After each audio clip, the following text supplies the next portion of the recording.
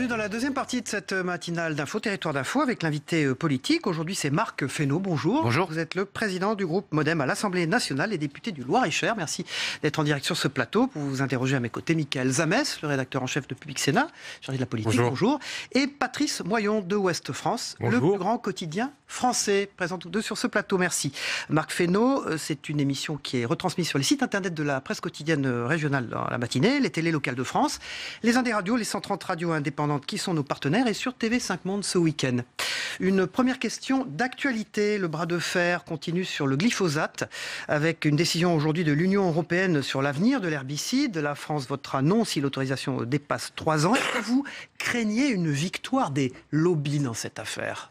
Nous, en tout cas, on a progressé par rapport à ce qu'étaient les attendus de démarrage de la discussion. Je rappelle que le chemin sur lequel nous étions, c'était d'une réautorisation pour 10 ans. Et la position de la France a fait qu'on a décidé de surseoir à la décision. On a de nouveau ce matin ou cet après-midi, je ne sais plus, une décision des membres de l'Union européenne sur cette affaire du glyphosate. Preuve en est que la position de la France a été entendue sur la volonté de donner un cap qui soit suffisamment crédible pour qu'on puisse sortir de ce produit sur lequel il y a beaucoup de doutes. Donc il faut à la fois articuler une volonté réelle et une volonté affichée de sortie du glyphosate et en même temps qu'elle soit tenable d'un point de vue économique. Donc je pense que la position de la France sera entendue. Position de la France sur l'environnement. Qu'est-ce que vous avez pensé, vous, de la position de Nicolas Hulot, finalement, sur le retour du nucléaire dans la part d'électricité, notamment d'ici 2035, c'est un recul ou pas ? Non, moi je pense que Nicolas Hulot, et je salue cela de sa part, il œuvre à la fois avec détermination sur des objectifs qui sont ambitieux en termes de réduction des gaz à effet de serre, et en même temps avec pragmatisme. La vérité, c'est que ceux qui ont fait le choix de sortir trop rapidement du nucléaire, on sait à quel point la France est dépendante du nucléaire, c'est une histoire très longue, c'est plus de 50 ans d'histoire le nucléaire en France. Ceux qui avaient affiché brutalement la sortie du nucléaire, ils n'avaient pas forcément les solutions alternatives. On a bien vu en Allemagne ce qui s'est passé, où la sortie du nucléaire s'est accompagnée de la montée en charge des centrales à charbon. Le fait qu'on ait reculé, c'est un positif. C'est positif quand on regarde les sujets avec pragmatisme et qu'on essaie d'avancer. Et ce qui va permettre notamment d'œuvrer sur la transition énergétique, l'important et l'urgence, pour moi, d'un point de vue écologique, d'un point de vue environnemental, c'est la réduction des gaz à effet de serre qui produisent du dérèglement climatique et du réchauffement climatique. Et si nous sortions trop rapidement du nucléaire, il y avait un vrai risque que nous faisions une transition dans le sens inverse de celle qui est souhaitée. Et donc je pense que ça va dans le bon sens. La meilleure énergie aussi, c'est celle qu'on ne consomme pas. Et donc les travaux qui sont engagés et les actions qui sont engagées par Nicolas Hulot pour réduire la consommation, c'est quand même ça la chose principale dans les temps qui viennent. Budget 2018, le Parlement donc acte la diminution des crédits affectés aux contrats aidés. Pour vous, c'était nécessaire ? Oui, il faut rappeler un peu l'histoire. On va retrouver en 2018 les seuils qui étaient ceux de 2012. Qu'est-ce qui s'était passé entre 2012 et 2017 ? C'est qu'on avait fait ce qu'on appelle pudiquement parfois le traitement social du chômage. C'est-à-dire que par des emplois aidés, on avait fait sortir des gens des effectifs du chômage. On était à un seuil un peu fou, si je peux dire, qui était un seuil de plus de 450 000 emplois aidés en 2016 et 2017 pour partie en tout cas. On revient à ce seuil et je pense qu'il fallait revenir à ce seuil. Alors en même temps, il y a des difficultés qui sont posées pour le réseau associatif et donc il faut regarder ça aussi avec attention et pragmatisme, essayer de trouver des solutions pour les associations. Puis il y avait la question des collectivités. Je pense que dans un certain nombre de cas, il y avait d'autres solutions pour les collectivités que d'avoir recours aux contrats aidés. Je m'explique. J'ai entendu parfois certains collègues dire « j'ai une cantinière ». Que depuis des années, je recrute en emploi aidé. Moi, j'ai été élu local, j'ai été maire, président de PCI. Je ne vois pas en quoi une cantinière doit relever d'un dispositif de contrat aidé. C'est un service public, la cantine. C'est pas obligatoire, mais c'est un service public. Quand vous avez une cantinière, vous en avez besoin toute l'année, vous en avez besoin d'année en année, et donc il n'y a pas besoin d'avoir recours aux emplois aidés. Donc c'est une transition qui est un peu parfois difficile dans certains territoires, mais en tout cas, il faut la gérer. La diminution de 5 € des APL, c'était une maladresse selon vous ? En tout cas, peut-être qu'on n'a pas assez expliqué les choses. C'était une mesure de régulation budgétaire. D'ailleurs, le gouvernement s'en est pas caché. En cours d'année 2017, pour retrouver un budget conforme à ce qu'avaient été les engagements du précédent gouvernement en termes de déficit et de dette. Simplement, il y avait un dérapage de 7 à 8 milliards. Il a fallu faire ce qu'on appelle un coup de rabot. Et un coup de rabot, c'est jamais, je crois que c'est le Premier ministre qui l'a dit d'ailleurs lui-même, c'est jamais forcément très intelligent. Mais il fallait le faire. C'est vrai que ça a été sans doute mal perçu dans l'opinion. Ce d'autant que derrière, le gouvernement a un projet de loi autour du logement qui est très ambitieux sur un certain nombre de champs, pour faciliter la libération de l'offre, comme on dit. Et donc peut-être que le fait qu'on n'ait pas pu voir sur la table l'ensemble du projet de loi et l'ensemble des dispositifs qu'entendait prendre le gouvernement d'un point de vue de logement, ça a peut-être créé des malentendus. Marc Fesneau, on vous entend depuis qu'on a commencé cette interview, il n'y a pas la moindre critique sur le gouvernement, à moins que vous vouliez en formuler une. Finalement, non, je ne sais pas, mais alors ça veut dire quoi ? Que depuis 6 mois, tout va bien dans le meilleur des mondes et qu'il n'y a pas une seule erreur et que vous êtes prêt à signer sur tout. Je suis quelqu'un de lucide. D'abord, le gouvernement, avec le président de la République, ils sont au rendez-vous des promesses. Tout ce que vous avez sur la table, pour beaucoup de choses, étaient des choses qui avaient été mises sur la table. Des réformes fiscales, des réformes autour de la CSG. Donc tout ça était quand même sur la table. Donc déjà, on peut quand même saluer le fait que le gouvernement soit au rendez-vous des promesses qui avaient été prises par le président de la République et par sa majorité lors des élections présidentielles et législatives. Après, il peut y avoir des écueils et des difficultés. On a bien vu les difficultés qu'on avait sur le logement. On a bien vu les incompréhensions qu'il pouvait y avoir autour des collectivités territoriales, même si certains, me semble-t-il, instrumentalisent un peu les choses et s'en font. Et vous pensez à qui ? Les grandes associations d'élus, on voit bien qu'il y a une difficulté. Allez, un nom. Non, mais on sent bien que on voit bien qu'à l'AMF, moi je regrette que l'AMF soit maintenant dans cette situation d'opposants sans regarder la réalité des choses et sans. AMF, ça veut dire François Baroin, c'est le patron. Oui, et puis André Léniel, qui sont les deux. Parti socialiste. Oui, qui tiennent un peu cette maison que je connais un peu. Moi je regrette qu'on soit dans cette configuration-là. Il y a moyen de dialoguer avec l'État. On pourrait reconnaître quand même que c'est la première année que la DGF ne va pas diminuer. On a vécu pendant 5 ans une diminution. Donc une légère critique quand même sur les collectivités. Non, mais je pense qu'on n'a sans doute pas assez expliqué et qu'il faut qu'on réinvestisse comme parlementaires, sénateurs et députés, le champ des collectivités locales et qu'on dise ce qu'on fait sur les territoires. Peut-être que là aussi l'ambition n'est pas présente, on ne la voit pas en tout cas sur le territoire. Il y a une conférence des territoires et j'espère qu'elle donnera des attendus au mois de décembre. Hier soir, il y avait une conférence de presse des régions de France qui monte au créneau, qui s'inquiète de la réforme de l'apprentissage. Et on voit que droite et gauche confondues dénoncent la tentation d'un État jacobin qui reprendrait en main la gestion des dossiers. Est-ce que vous partagez ce sentiment ? Je ne perçois pas ça. En même temps, reconnaissons aussi qu'il y a un certain nombre de réformes qui n'ont pas été menées, soit dans les territoires, soit au niveau national. Alors j'entends tous ceux qui disent qu'il ne faut rien changer. Enfin, qui disent que tout va mal, mais qu'il ne faut rien changer. Sur un certain nombre de sujets, c'est ce que vous entendez. Sur la fiscalité, c'est ce qu'on a entendu. Alors il y a ceux qui disent qu'il fallait rien changer, et puis il y a ceux qui disent qu'il fallait aller plus loin. Enfin, tous ceux qui donnent aujourd'hui assez promptement des leçons, qu'est-ce qu'ils ont fait depuis 5, 10 ou 15 ans ? Et je pense qu'il faut saluer quand même la volonté du gouvernement de réformer. Sur la réforme de la formation professionnelle, tout le monde sait qu'il y a des difficultés. Que les régions ne soient pas encore saisies complètement de cette affaire-là, c'est peut-être un peu dommage. Et que l'État soit tenu par des dispositifs législatifs d'inciter les régions, parce que les régions ne sont pas les seuls acteurs de la formation professionnelle, à travailler ensemble pour qu'il y ait une grande réforme de ce sujet-là. Moi, ça ne me choque pas. L'État, il prend ses responsabilités. On est dans un pays qui s'est construit autour d'un État assez fort. Ça n'empêche pas qu'il y ait des régions fortes, et il me semble que les régions sont en train de monter en puissance plutôt. C'est Marc Fesneau, le président du groupe Modem à l'Assemblée nationale, qui est l'invité de Territoire d'Info ce matin avec la presse quotidienne régionale. Marc Fesneau, le bureau de l'Assemblée nationale a examiné hier un premier volet d'un plan d'économie qui va du logement jusqu'aux frais de mandat. En tant que président de groupe, le Modem, êtes-vous OK pour faire ces économies tous azimuts? Je voudrais qu'on replace les choses dans leur contexte. Le président de Rugy a décidé de lancer 7 groupes de travail sur un certain nombre de sujets. La procédure législative, le statut du député, le statut des collaborateurs. Ces groupes de travail, ils doivent donner des conclusions au mois de décembre. Alors je vois que fleurissent parfois un certain nombre de propositions déjà. Moi, il me semble qu'il faut se donner le temps de regarder la globalité du sujet qui nous est posé. Et ce, dans un contexte complémentaire qui est celui de la réduction probable, en tout cas c'est ce que nous souhaitons dans la majorité, du nombre de parlementaires. Et donc il y a des économies à faire, incontestablement. Mais pas des économies parce qu'on n'aurait pas fait attention, parce que je crois qu'il y a des mesures importantes qui ont été prises et par l'Assemblée et par le Sénat pour déjà, on part pas de rien, on part pas d'une feuille blanche, il y a déjà des économies qui ont été faites. Il y a des économies parce que les modes de vie ont changé, la façon de travailler a peut-être changé, que là il y a peut-être des marges d'économie. Mais il ne faut pas poser que la question des économies, il faut poser aussi la question de la meilleure allocation des moyens. La question, c'est pas on fait des économies pour des économies. On fait des économies là où c'est inutile de dépenser, ou même parfois ça peut rester encore choquant. Vous pensez à quoi, même par exemple, des exemples sur les affaires d'hébergement, on voit bien que le système tel qu'il est posé, c'est un système qui est peut-être un peu obsolète et qui permettrait de trouver des lieux d'hébergement, mais ça peut être aussi des hôtels. On n'est pas obligé forcément d'être en Airbnb. Comme le dit Florent Bachelier. Non, enfin, moi je défends aussi les hôteliers. Il y a des hôtels à Paris et c'est pas forcément. Enfin, je veux dire, chacun peut quand même avoir le droit de se loger de la façon dont il veut. Mais simplement, le dispositif tel qu'il était posé faisait peut-être qu'on était trop contraint par un certain nombre de contrats normaux qu'avait l'Assemblée nationale et qui faisaient qu'on avait peut-être des prix un peu plus élevés. De même qu'on dit sur un certain nombre de travaux, et Florian Bachelier a raison de le dire, qui étaient trop élevés, en disant quand on fait des travaux à l'Assemblée nationale, c'est forcément des...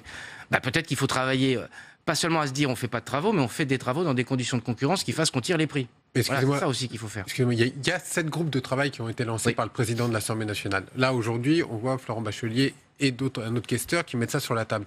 À quoi servent les groupes de travail si Mais c'est pour ça que je propose que nous regardions ce qui va sortir des groupes de travail. Dans les 7 groupes de travail, il y a l'ensemble des groupes parlementaires qui sont représentés, les 7 groupes parlementaires par ailleurs. Et je pense qu'il faut qu'on fasse un travail sur la totalité. On ne va pas régler les questions en saucissonnant les problèmes. Le travail, il a été fait, ça y est, c'est réglé, ça a été annoncé. Non, c'est des propositions qui sont sur la table, tout n'a pas été décidé. Alors, l'harmonisation du régime de retraite, je pense qu'on pouvait le faire tout de suite, parce que d'abord, moi, je pense que c'est une Dans exigence... le droit commun, ça vous êtes d'accord ? C'est une exigence que je trouve logique. À chaque fois que nous avons des moyens ou des dépenses, il faut qu'on puisse les expliquer devant les citoyens. Il faut qu'ils puissent comprendre en quoi c'est une dépense utile. Mais il n'y a pas seulement des dépenses inutiles. Il y a des dépenses utiles, il y a des moyens que n'ont pas les assemblées pour faire du travail d'évaluation et de contrôle. Il faudra aussi poser la question. Et ça, c'est des dépenses supplémentaires, il faut le dire de façon très sereine. Dans les grandes démocraties du monde, les démocraties européennes, au Canada, aux États-Unis, les moyens des parlementaires pour travailler sont plus nombreux. Et si vous avez plus que 300 parlementaires, il faudra que ces 300-là, ils aient plus de moyens.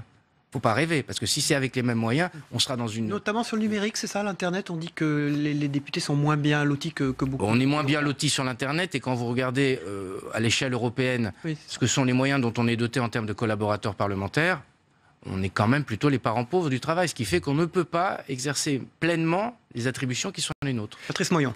Diminution du nombre de parlementaires, mais est-ce qu'il ne faudrait pas s'attaquer aussi à la réforme territoriale, notamment le nombre d'élus locaux? Est-ce qu'il n'y a pas un travail aussi à conduire sur Non, enfin le nombre d'élus locaux, je pense que la très grande majorité d'entre eux sont des élus qui sont de nature bénévole. Quand vous regardez sur les 500 000 élus locaux, combien sont indemnisés? Par ailleurs, le niveau d'indemnisation n'est pas fou. En revanche, qu'on puisse réfléchir sur les structures. Et là aussi, il y a peut-être des marges d'économie à trouver. Il n'y a pas que dans les assemblées nationales. Le Sénat ou l'Assemblée nationale qui a des économies à trouver, oui. Mais ce n'est pas les élus locaux qui pèsent, à mon avis, sur la dépense. Là non plus, je veux pas qu'on cède trop facilement à l'idée de les élus locaux servent à rien et coûtent très cher.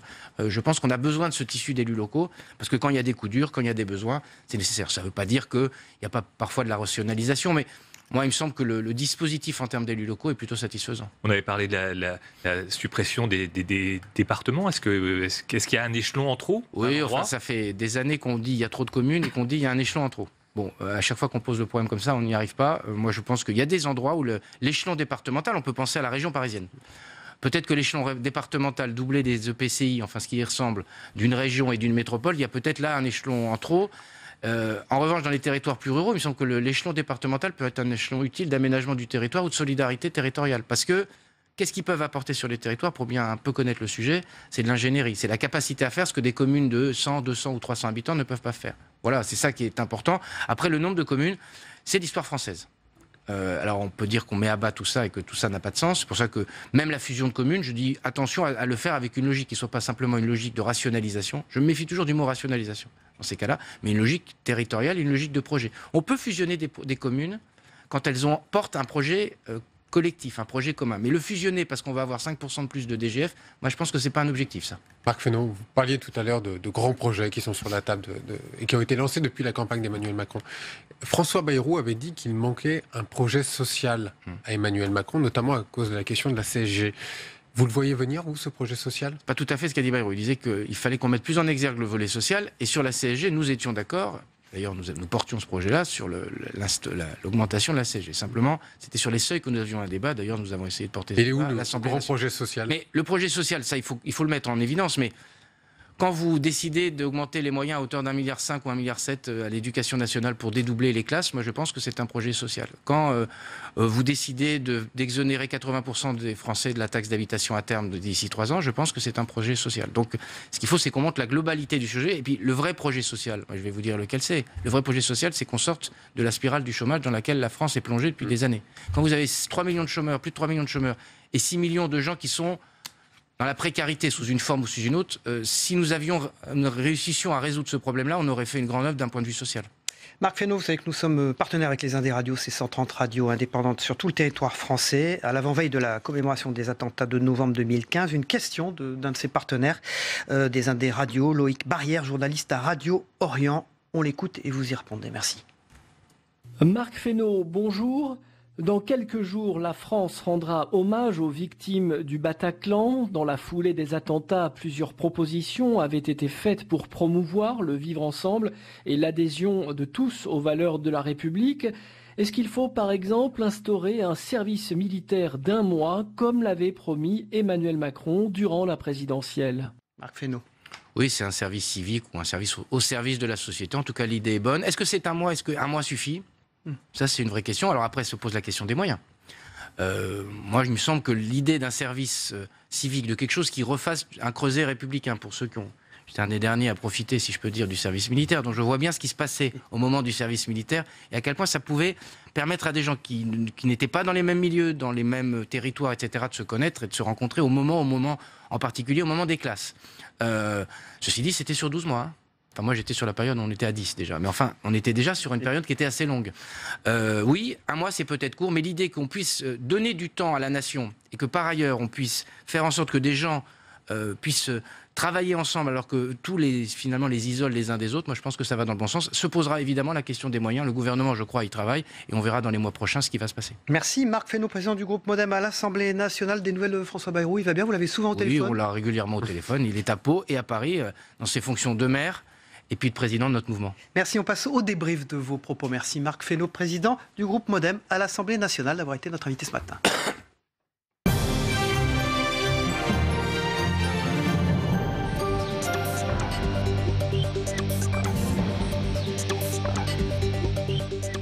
Voilà, j'accueille pour le débrief de l'actualité et des propos de Marc Fesneau, le président du groupe Modem à l'Assemblée nationale, qui était notre invité politique à 8h. Et bien, deux éditorialistes de la presse quotidienne, régionale ou magazine, Jérôme Cordelier, rédacteur en chef des éditions locales du Point. Voilà, et Jean-François Beige du Courrier du Parlement. Merci Jean-François de revenir dans cette deuxième partie de la matinale d'info. On va démarrer tout de suite avec la réaction au glyphosate. L'Union européenne, vous le savez, doit discuter aujourd'hui de l'avenir de cet herbicide. La France votera non si l'autorisation dépasse 3 ans. Et sur ce sujet, Marc Fesneau, le président du groupe Modem à l'Assemblée nationale sur ce plateau ce matin, a défendu clairement la position de Nicolas Hulot, le ministre. Ah oui, c'est la position du bon sens. Et en ce sens, Marc Fesneau est bien dans la tradition centriste du Modem, qui, on dit toujours, mais c'est le centre mou. Non, c'est aussi le réalisme, voir les choses en face. On ne peut pas passer, au prétexte de supprimer le nucléaire, à l'importation de charbon et à des activités extrêmement polluantes pour produire de l'électricité. C'est tout simplement pas possible. Jérôme Cordelier a un concert d'écologistes, d'associations qui sont tombés sur Nicolas Hulot cette semaine en disant, au fond, il est incapable d'infléchir la politique du gouvernement. Oui, voilà. Non, mais ça c'est le problème des lobbies. Hein. C'est-à-dire qu'ils croyaient qu'ils avaient un des leurs comme ça, et puis qu'ils se retrouvent évidemment dans la position d'un ministre à devoir arbitrer pour le bien commun. Donc voilà. Mais pour revenir à votre invité, ce qui m'a vraiment heureusement surpris, je trouve, c'est que je le trouve hyper pragmatique, quoi. Ça fait plaisir d'entendre des discours comme ça actuellement en politique, c'est-à-dire que on sent quelqu'un, voilà, donc sur les élus locaux, sur un discours assez frais, quoi, je trouve, oui, de quelqu'un qui connaît assez bien la tuyauterie de la politique locale et puis qui essaye de voir d'un du point de vue. Loir-et-Cher, hein, je trouve très pragmatique, et ça c'est votre avis, Jean-François. Courrier du Parlement, vous devez ausculter ça de près, vous.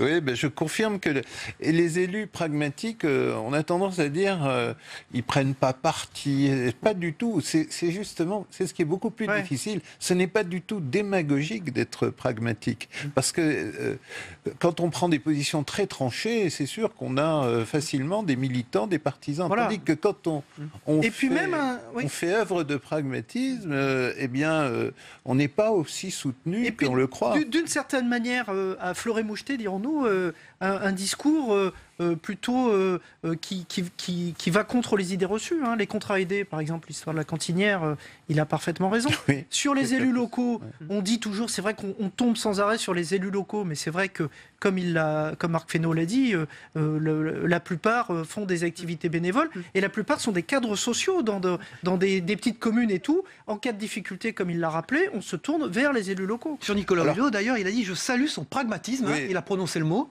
et réduire la consommation l'association, c'est cela qui est engagé par Nicolas Hulot. Alors, la limite, je vais faire une petite critique quand même des propos de Marc Fesneau, c'est-à-dire qu'il est vraiment dans le soutien de tout ce que dit le gouvernement, et sur les emplois aidés, on peut nuancer quand même parce que ça a été brutal, mais bon, le pacte entre Modem et En Marche est une réalité, et on en a eu une preuve ce matin.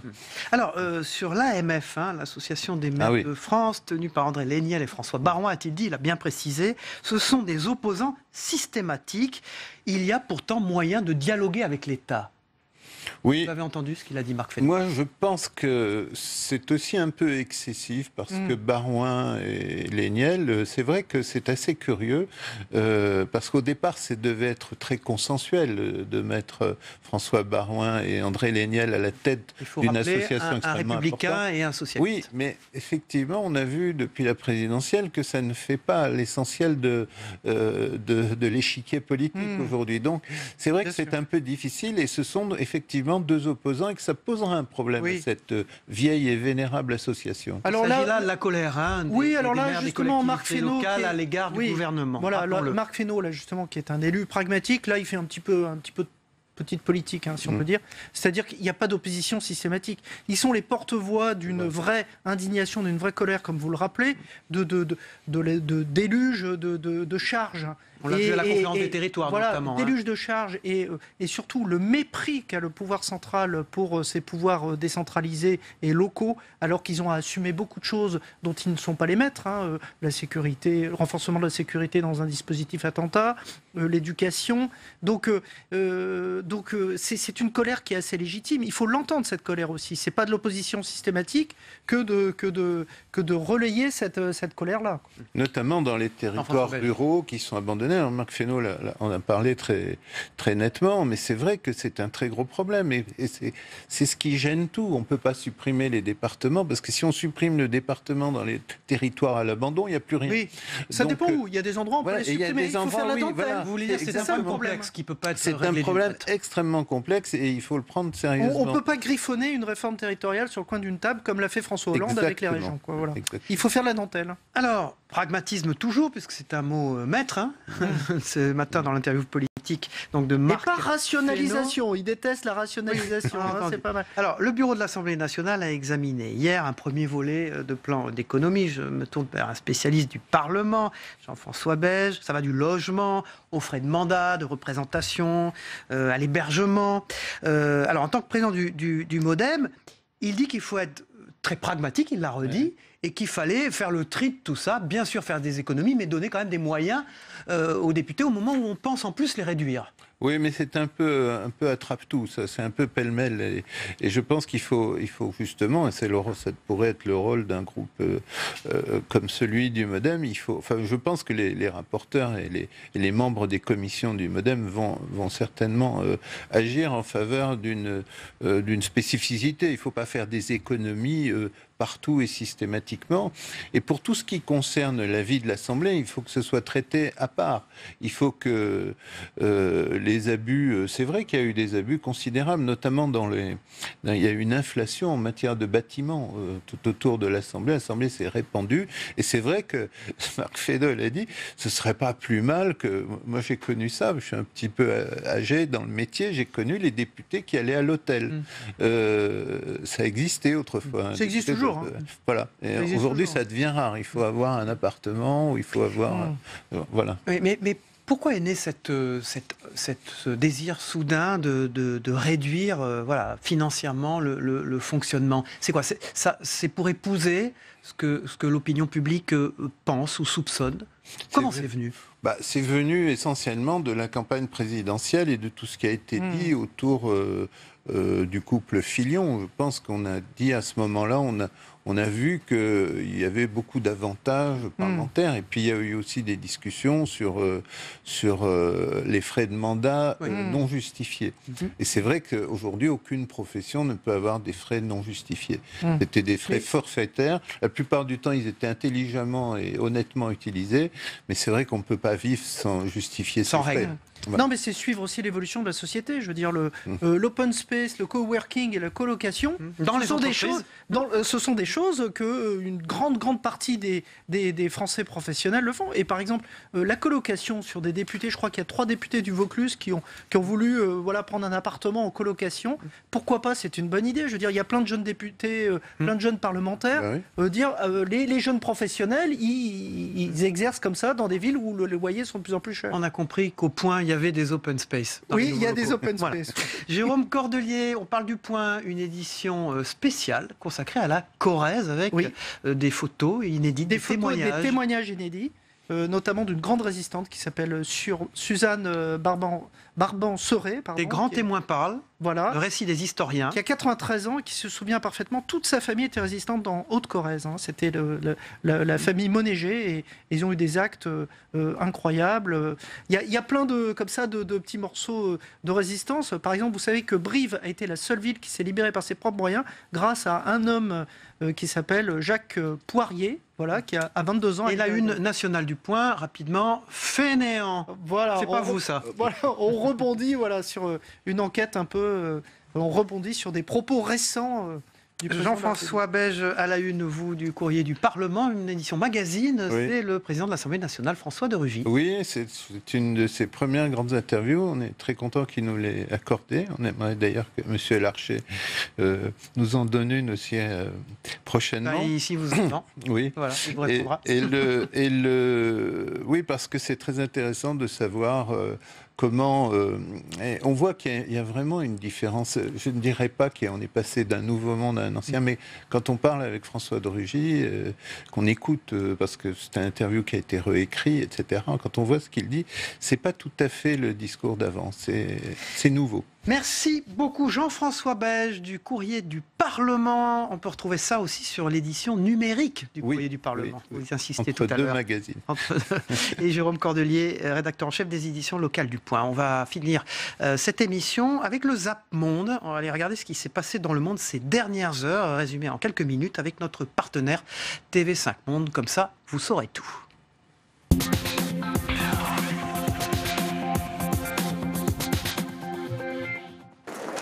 Il avait condamné les violences policières le jour du référendum en Catalogne, puis avait appelé au dialogue politique entre Madrid et Barcelone.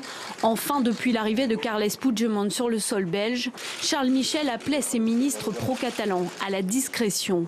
De quoi s'interroger, selon les députés belges, sur la véritable position de leur Premier ministre. Ce mercredi, en commission de l'Intérieur, son message est limpide. Je veux être d'une très grande clarté par rapport à cela. Il y a une crise politique en Espagne et pas en Belgique. Quelques mois après la visite de Xi Jinping à Washington, Pékin déroule le tapis rouge pour Donald Trump. Un président américain qui, pendant des mois, n'a pas hésité à dénoncer les pratiques commerciales déloyales du géant chinois et qui doit maintenant construire la relation avec Xi Jinping installée pour rester et dont il a salué sur Twitter la grande victoire au récent congrès du parti. À Palorinia, il y a 180 000 réfugiés, en grande majorité sud-soudanais.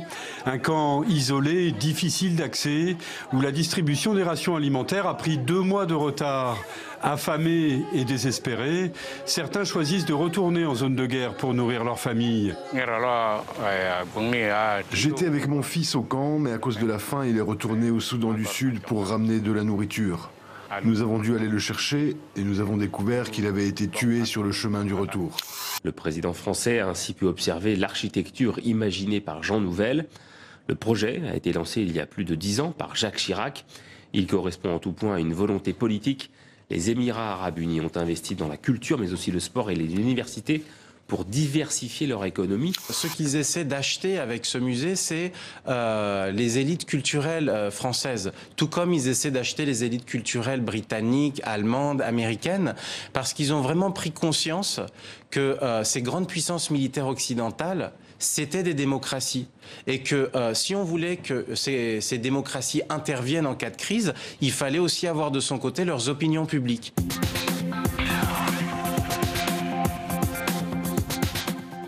Fin de cette émission, je vous retrouve demain matin, évidemment avec plaisir. Merci de votre fidélité et bonne journée à tous.